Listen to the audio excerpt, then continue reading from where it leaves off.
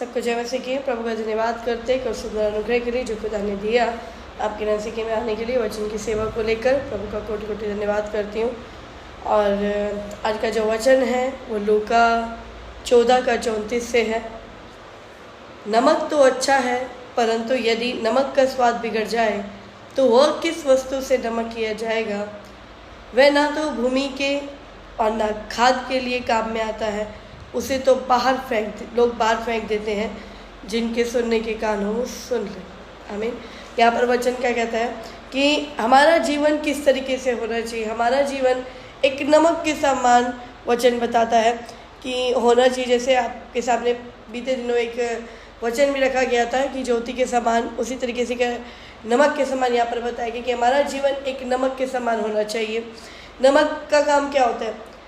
सब्जी में सब मसाले डालने हैं आप, लेकिन अगर नमक ना हो वो सब्जी का टेस्ट नहीं आएगा, सब्जी का टेस्ट नहीं आएगा। और अगर नमक ज़्यादा डल जाए तो भी सब्जी नहीं खाई जाती है, वो खारी हो जाती है, फिर उसको फेंकना ही पड़ता है, उसका कोई सब्स्टिट्यूट नहीं होता है। नमक अगर डबल डल जाए पोर्शन में तो वो नहीं खाया जा सकता, वो सब्जी को फेंकना ही पड़ता है। उसी तरीके से परमेश्वर का वचन क्या कहता है कि हमारा जीवन ऐसा होना चाहिए कि हम अगर कोई मान लो हम जिनके साथ रहते हैं, जिनके साथ हमारा उठना बैठना है और किसी संगति में वो हमें बुला रहे हैं, लेकिन हम वहाँ पर किसी कारणवश अगर हम नहीं पहुँच पाते हैं तो उन लोगों को हमारी कमी खलनी चाहिए। मतलब हमारा जीवन ऐसा हो कि लोग हमारी कमी को महसूस करने पाए। जैसे नमक के बिना सब्जी अधूरी है, वैसे ही अच्छे चाल चलन के बिना कहते ना ये जीवन, ये संसार भी अधूरा ही है। इस संसार में अगर अच्छाइयाँ नहीं होंगी तो सब कुछ बेकार हो जाएगा, सब कुछ बेकार है। यहाँ पर क्या लिखा है कि यहाँ परमेश्वर कहता है कि अपने लोगों के लिए कि तुम क्या बनो, नमक के समान बनो। कह रहे कि नमक तो अच्छा है, परंतु यदि नमक का स्वाद बिगड़ जाए तो वह किस वस्तु से नमकीन किया जाएगा। अगर नमक का स्वाद ही बिगड़ जाए, अगर हमारा चाल चलन ही बिगड़ जाए, कुछ लोग जो अगर हम जाते हैं और उनको हमारी संगति अच्छी लगती है, हमसे बातचीत करना अच्छा लगता है, उनको जब हम बैठते हैं तो उनको पॉजिटिविटी फील होती है, ऐसे लोगों को क्या होता है, जहाँ पर भी हम कहीं जाते हैं ऐसे लोगों को हम बुलाने की कोशिश करते हैं कि ऐसे लोग हमारी पार्टी में हमेशा होने पाए, हमारी संगति में ऐसे लोग हमेशा होने पाए। लेकिन इसके विपरीत अगर किसी का मतलब वो चाल चलन बिगड़ता ही चला जाए, वो बैठे हैं तो सिर्फ कमियां ढूंढने के लिए वो बैठे तो सामने किसी के ऊपर दोष लगाने के लिए या निंदा चुगली के लिए, तो वो कहता है कि अगर आपका कहते हैं ना कि कई बार हम जब ज़्यादा सीख लेते हैं तो ज़्यादा कई बार प्राउड आ जाता है हमारे अंदर, घमंड की आत्मा काम करती है और फिर सामने वाले को हम कुछ नहीं समझते, सामने वाले को वो नीचा ही समझने की कोशिश करते कि उसको तो कुछ नहीं पता, मुझे सब कुछ पता है। जब ऐसा नेचर हो जाता है तो वहाँ पर क्या होता है, वो ज़्यादा अगर नमक हो जाएगा, नमक अगर नमकीन हो जाएगा तो फिर उसको क्या करना पड़ता है। वो कहते हैं ना कि यदि नमक तो अच्छा है, परंतु यदि नमक का स्वाद बिगड़ जाए तो वह किस वस्तु से नमकीन किया जाएगा। वह ना तो भूमि के और ना खाद के लिए काम में आता है, उसे तो लोग बाहर फेंक देते। ऐसे लोगों का जिसका चाल चलन में सिर्फ निंदा चुगली करना है, लोगों के ऊपर दोष लगाना है, लोगों को नीचा करना है, लोगों को ऐसे करना है, तो ऐसे लोगों को कोई भी अपनी संगति में बिठाना नहीं चाहता। अगर कोई आता भी है तो उसे कहते ना कटते फिरते हैं, यार इसके पास नहीं बैठना है, ये तो फालतू की बात करके हमारा दिमाग ही खराब करेगा, इधर उधर की बातें पूछेगा, ये करेगा वो करेगा। अगर हम मसीह में हैं तो हमें मसीहत नज़र आनी चाहिए। अगर हम मसीह में हैं तो हमारी बोली, हमारे चाल चलन ऐसा होना चाहिए कि लोग अट्रैक्ट हों और लोग जब बैठें तो वो बात बोले कि आपके पास बैठते हैं तो बहुत अच्छा लगता है, ऐसे लगता है कि बस आपसे बातें करते ही जाए, बस आपको देखते ही जाए और आपसे बातें करते जाए, आपसे बात करने में बहुत अच्छा लग रहा है। हमारा नेचर ऐसा होना चाहिए। हमारा नेचर घमंड से भरा हुआ नहीं, हमारे मुंह से सिर्फ निकले तो खुदा के कलाम निकले, खुदा की बातें भी निकले, जिससे लोगों के जीवन क्या हो बदलते चले जाएं। हमें नमक बनाया प्रभु ने।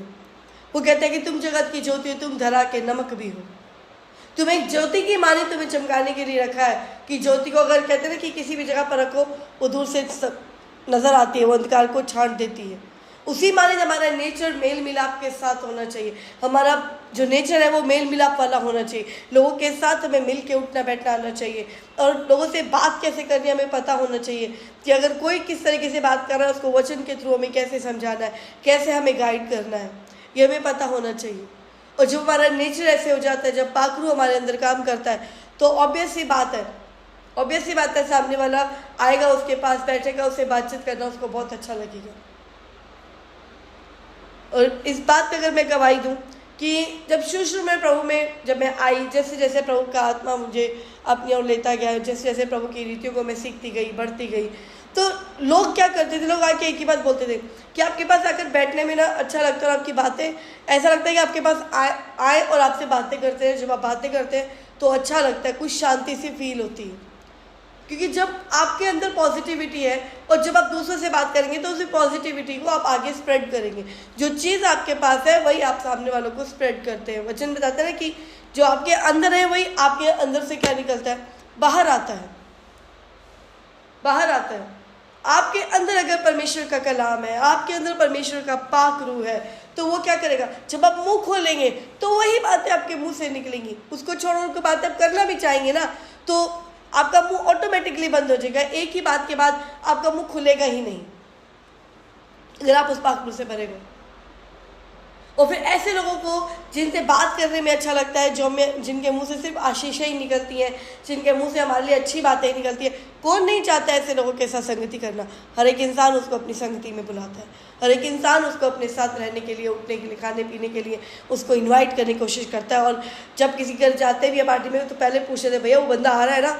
हाँ आ रहा है, तो ठीक है भैया, हम भी वहाँ ज़रूर पहुँचेंगे। हमें ऐसा बनना है। परमेश्वर का आत्मा कहते तुम ऐसे बनो कि लोग तुम्हारी संगतियों को ढूंढने वाले बने, लोग तुम्हारी बातों को सुनने वाले बने। अच्छा वो बंदा आ रहा है, मुझे उसकी बात सुननी है, मुझे उससे भी कुछ अपने बारे में पूछना है। हमें ऐसा बनना है। हम ऐसे ना बने कि हमारा नेचर ऐसा हो जाए कि जो भी हमारे पास बैठे हम उसकी कमियां ही निकालते रहें या कुछ भी करते। कमियां निकालना एक लेवल तक अच्छा है, क्योंकि पाक रूह क्या करता है, उन कमियों को रिवील करता है। अगर कोई हमारे पास बैठ रहा है, कोई गलत दिशा में जा रहा है, उसको हमें समझाना है, लेकिन उसका मतलब ये नहीं है कि उसको अलग ही वे में, वचनों के तरीके से जब उन्हें समझाया जाता है, तो वो पाक रूह क्या करता है, उनकी वो बातें जो है उनकी आत्मा तक पहुंचाता है, और वो बातें उनको समझ में आती हैं कि हाँ नहीं ऐसे नहीं तो ऐसे। अब कल ही की मैं आपको बात गवाही देती हूँ। कल एक बेटा मेरे पास यहाँ पर आया, और उसकी मम्मी और उसका छोटा बेटा ऑलरेडी मसीह में है। और जब वो बेटा आया तो वो थोड़ा अलग नेचर का है। वो जो बात करने लगा कि कर्म नहीं करेंगे तो कैसे परमेश्वर खिलाएगा, या कुछ भी, जैसे उसने बातें करी। लेकिन जब उससे बात करने लगी तो उसको ये बातें समझ में आई और उसका मुंह बंद हो गया, क्योंकि हर एक चीज़ के लिए हमें परमेश्वर की ज़रूरत है। उसका कहना था कि अगर हम कर्म नहीं करेंगे तो परमेश्वर क्या हमारे मुंह में रोटी दे देगा। तब उसको एक बात समझाई कि कहते मेरी मम्मी हर बात पे ना प्रार्थना करती रहती है, तो प्रार्थना करती है, तो मैंने कहा उसमें क्या प्रॉब्लम है, प्रार्थना कर रही है तो अच्छी बात है ना। हर एक चीज़ में हमें, हर एक काम के लिए हमें प्रार्थनाओं के अंदर जाना है। वो कहता है कि हर एक, क्या परमेश्वर से प्रार्थना करेंगे तो सब कुछ, अगर मैं काम नहीं करूँगा तो मेरे को रोटी मिल जाएगी। मैंने कहा अगर तू परमेश्वर से प्रार्थना किए बिना अगर किसी भी काम को करोगे तो काम करने की सामर्थ्य तो परमेश्वर ही देता है। वही तो हर एक कामों को करने की ताकत देता है। जब उसको ये बोला गया कि तू कह रहा है कि तू काम करेगा, अगर तुझे सुबह प्रभु उठाए ही ना, तेरी आंखें ना खुले, या खुले तो तेरी बॉडी में स्टेमिना ना हो काम करने का, उठ रहा है तो चक्कर आ रहे हो, तो कैसे कोई काम करेगा। अगर हम खुदा के नाम से दिन की शुरुआत करते हैं, प्रार्थनाएं करते हैं, अपने जीवन की शुरुआत प्रभु के नाम से करते हैं, तो प्रभु संभालता है। बिना प्रभु के हम कुछ भी नहीं कर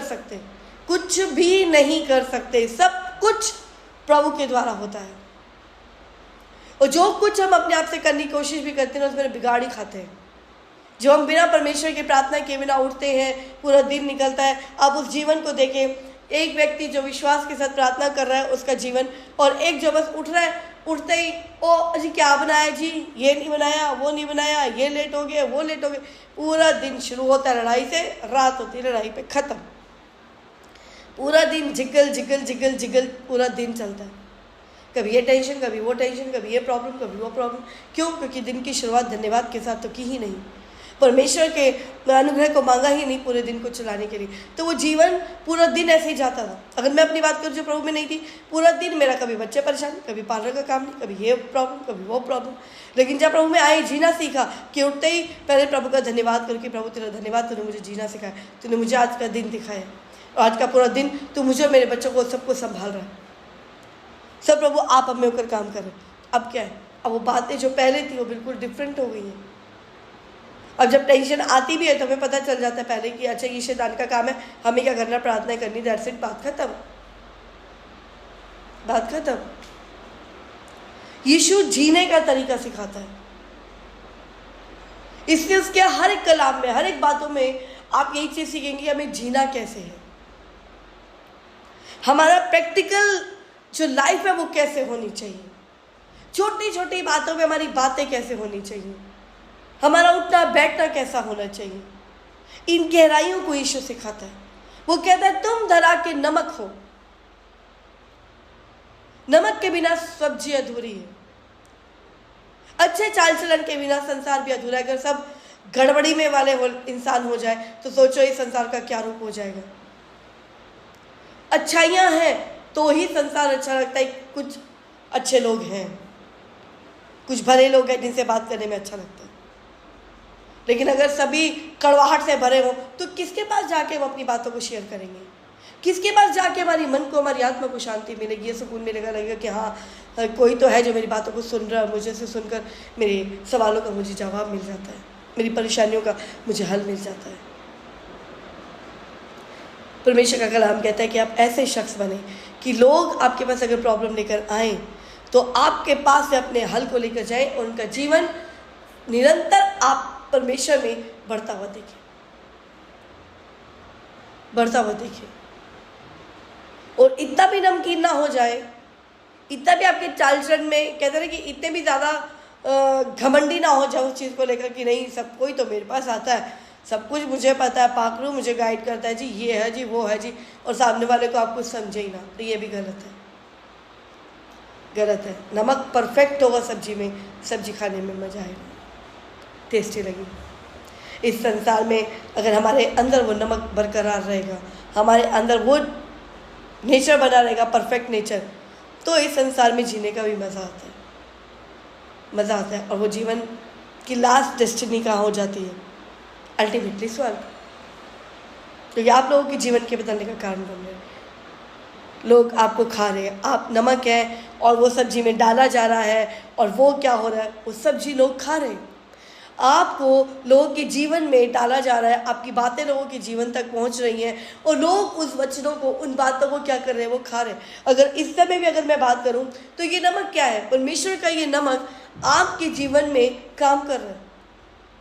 आप अगर इसको सुन रहे हैं, आप समझ पा रहे हैं इन बातों को, तो ये इस नमक को आप अपने जीवन रूपी सब्जी में डाल रहे हैं। ये नमक आपकी जीवन रूपी सब्जी में डाला जा रहा है, और जब आप इसको स्वीकार करेंगे, जब आप इसको चखेंगे उस चीज को, तो आपको अच्छा लगेगा, आपको अच्छा लगेगा। अच्छी बातें सभी को अच्छी लगती है, अच्छा चाल चलन सभी को भाता है। जैसे हम चाहते हैं हमारे बच्चे अच्छे बने, वैसे ही स्वर्गीय पिता चाहता है कि उसके बच्चे भी अच्छे ही बने, ऐसे बने कि लोग उनको बुलाने वाले बने, ऐसा ना बने कि लोग उनसे रास्ता काटने वाले बने। कहता है अगर ऐसे जन जो होते ना, वो क्या होते हैं, उससे तो लोग बाहर निकाल फेंकते हैं, उनसे लोग कोई वास्ता नहीं रखते ऐसे लोगों से। पाखरू कहता है, वचन कहता है, जिसके सुनने के कान हो वो सुन ले, वो सुन ले कि अगर आपका नेचर, आपका चाल चलन अगर गाली से भरा है, इन सब चीज़ों से भरा है, तो ऐसे लोग बाहर फेंक दिए जाते हैं, यहाँ पर भी और ऊपर भी। ऊपर भी ऐसे लोगों की डेस्टिनी नरक की है, जो वे विचार से भरे हुए हैं, गालियों से, गंदगियों से भरे हुए हैं, उनकी लास्ट डेस्टिनी नरक है। लेकिन अगर हम एक परफेक्ट नमक बनते हैं, एक परफेक्ट चाल चलन हमारे अंदर आता है, यीशु की दीनता, नम्रता के साथ हम रहते हैं, उसकी परफेक्टनेस के साथ हम रहते हैं, तो क्या है, वो जीवन एक अलग हो जाता है। गुस्सा, देखो गुस्सा हर एक इंसान को आता है, लेकिन वचन भी कहता है कि क्रोध कर लेकिन पाप मत कर। गुस्सा तो आता है क्षण भर के लिए, लेकिन उसी टाइम पाक उनको क्या करता है, शांत कर देता है, शांत कर देता है। तो प्रियो, धरा के नमक बने, जैसे एक आराधना पहले भी गाई थी, एक बार फिर से आपके सामने गाती हूँ।